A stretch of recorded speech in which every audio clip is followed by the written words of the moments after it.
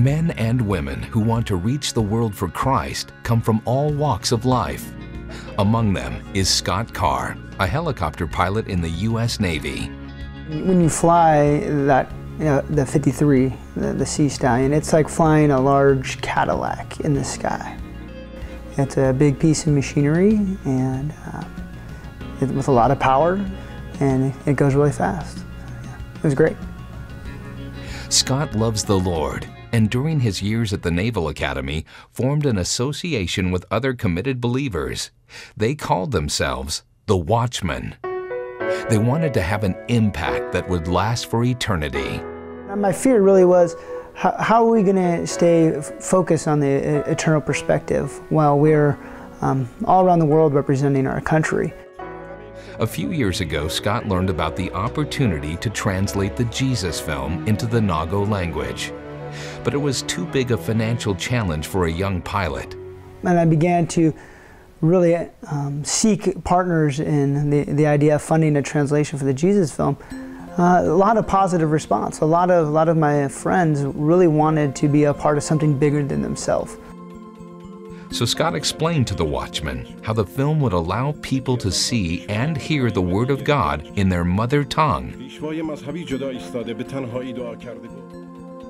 and that the film had already been translated into 1,100 different languages. I was very excited about the opportunity to translate the Jesus film into the Nago language for the people of Benin. You think about the bigger picture, with a small amount of money, for each of us in this group that was committing to funding this translation, a whole people group were going to hear the gospel of Jesus. When I look at this image, I'm extremely humbled by the opportunity that myself and the four of us had to represent the Watchmen and their families. When the hands went up at the end of our first Jesus film showing, it was amazing to see the number of people coming forward and accepting Christ.